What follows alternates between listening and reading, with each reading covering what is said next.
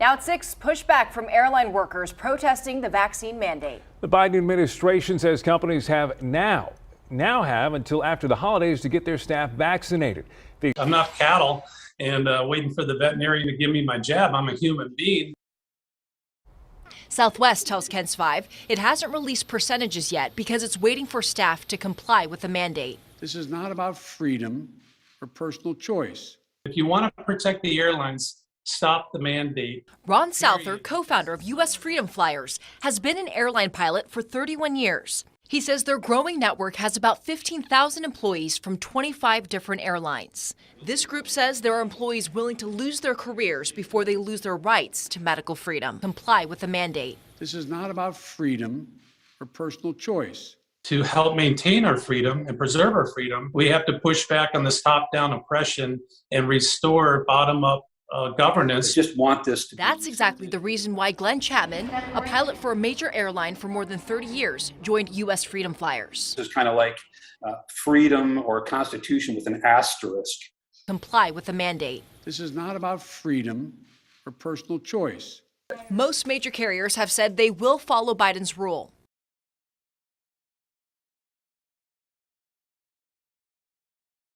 Nearly 2,000 Southwest Airlines flights were canceled over the weekend across the country, leaving passengers stranded. American Airlines canceled nearly 2,000 flights. The airline pointed to staffing issues. The sources told CBS News a staffing shortage was a factor. Weeks later, and the flight disruptions continue even as we've launched into this July 4th weekend, with United passengers getting the worst of it. Comply with the mandate. This is not about freedom or personal choice. Pilots on the picket line at MSP today claiming they are overworked. Pilots have been demonstrating at airports across the country. As Fox 9's Mary McGuire reports, they're calling for Delta to make some changes.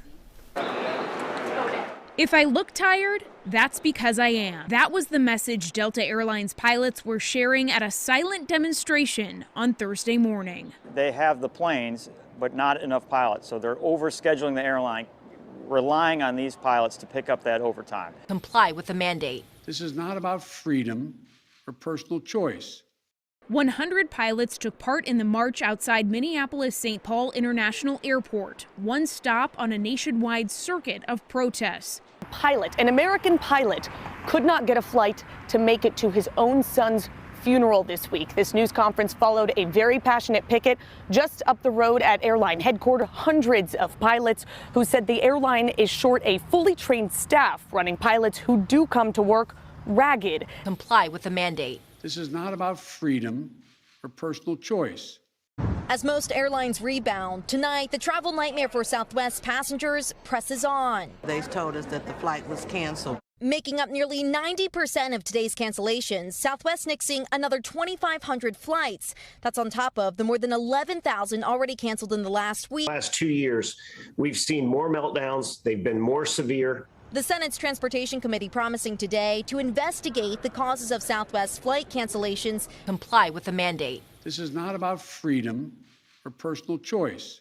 Lawmakers are debating the FAA's rules on everything from how pilots are trained to how long they can work and whether travelers will get more compensation for canceled and delayed flights. Lots to talk about. Chief Transportation Correspondent and veteran pilot Maykay Beeler joins us now to give us a pilot's perspective on some of these hot-button issues. It is all about alleviating the pilot shortage. Yeah. What I'm seeing right now, I have never seen in my 30-plus years at the airlines. Some passengers told they've been booked on a new flight 6 days from now. So, all right, the first thing we want to talk about, should we raise the mandatory retirement age of pilots from 65 to 67?